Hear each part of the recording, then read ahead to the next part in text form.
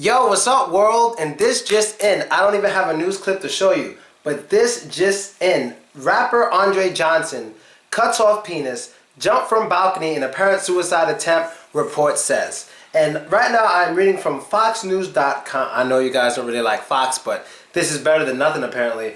The story says, I read a little bit of it. It says, son of a bitch, laptop. It says, okay. A rapper who worked with members of the group WU-TANG clan cut off his penis and jumped from a second floor balcony in an apparent suicide attempt.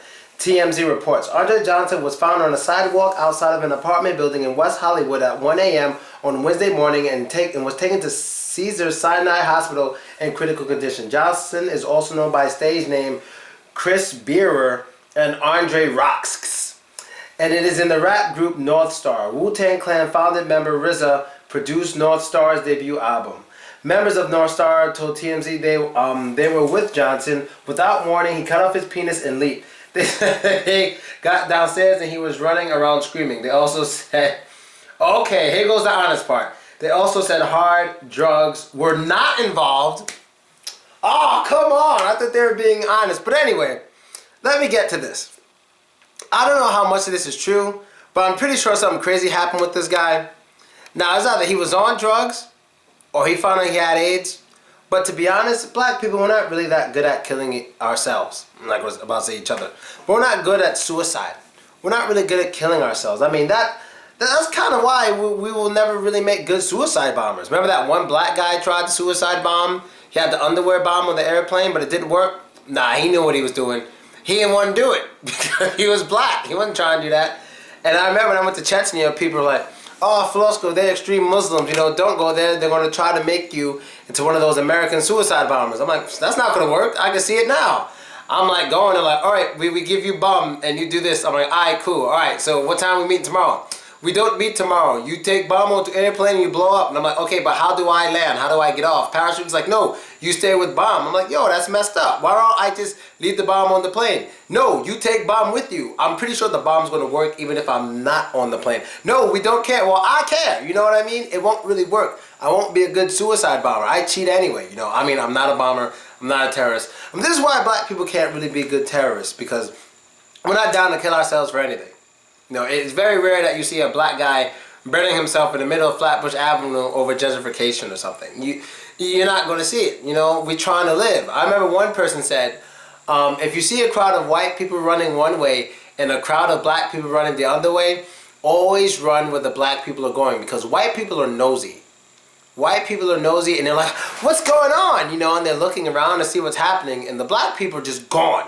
There's no questions, gone. When you see a bunch of niggas running, follow. That's it.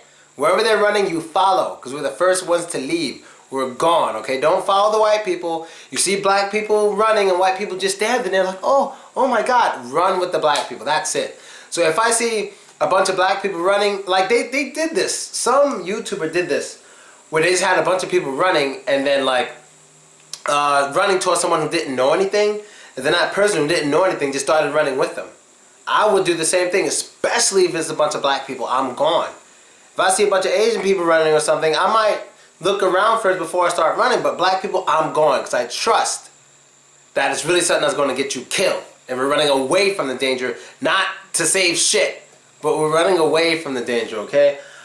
And about severing the penis. I don't know why he got to severe his penis and all this. Maybe it was some... What the hell is this? Oh, this is a song? Or one of his songs? Look at my face.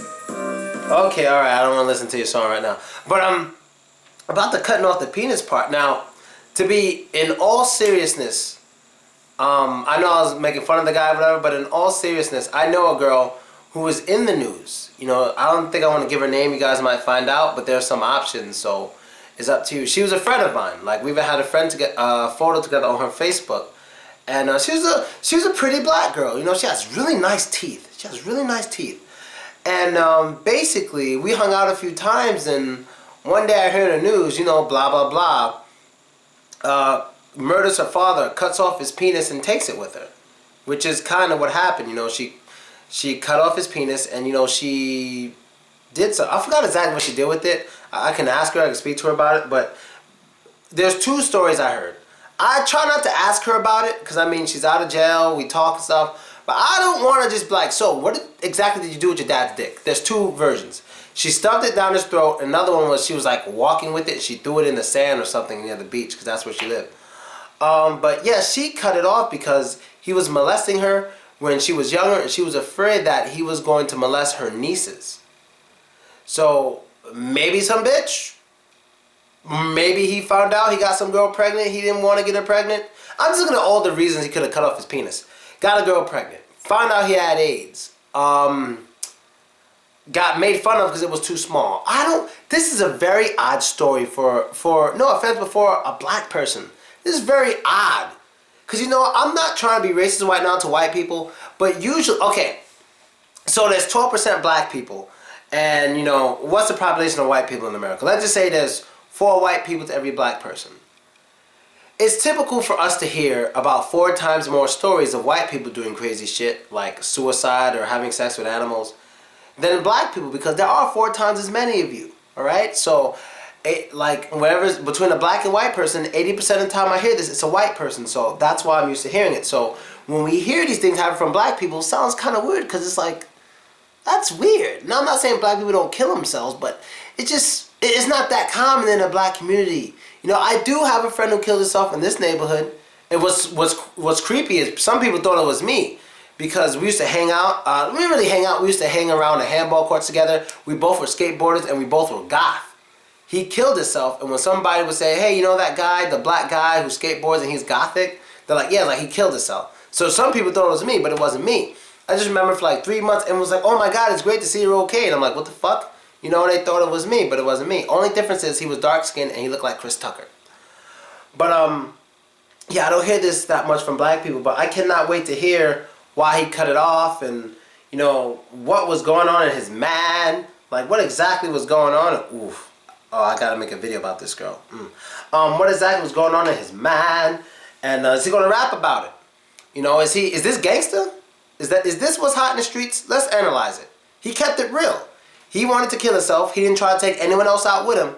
He kept it real, and he kept it to himself. Now, I'm not really trying to make fun of him or nothing, but I'm saying, I don't have too much of a problem with people who want to kill themselves.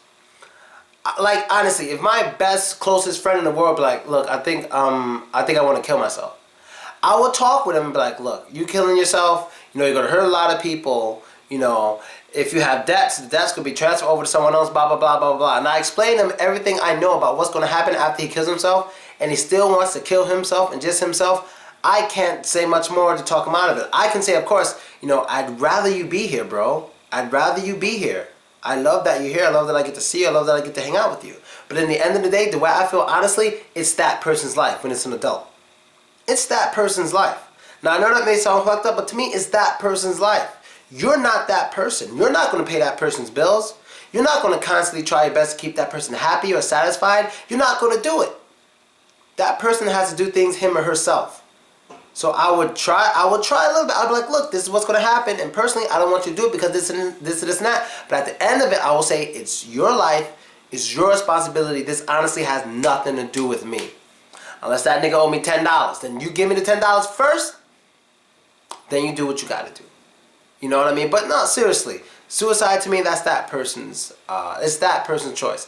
Like, if it were up to me, if I were king of the world, I'd make, what is it called when like a doctor kills you by request? I would let that be legal. You know, as long as it's for adults and people with sound minds. Like, if you're really old and you can't think properly, well, that's different.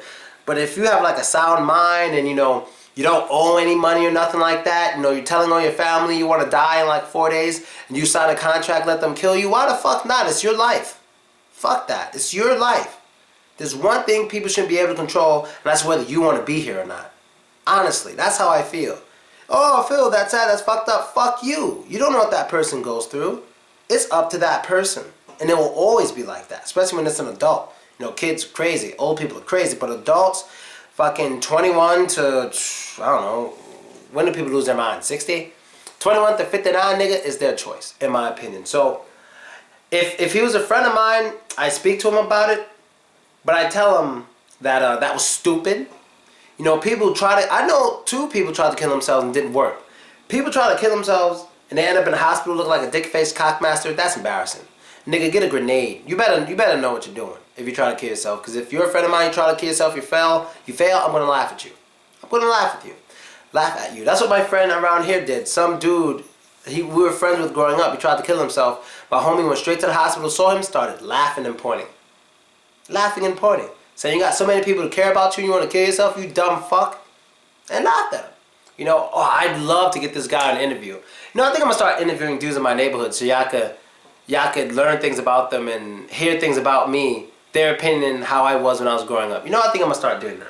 Alright, so if you like knowing about Philosophers School, you're about to learn more tonight. I'm gonna try to get an interview with my homie Shaq. I'm gonna try my best. I'm gonna hit him up, see if he wants to have an interview. And that's basically it, people. I'm out.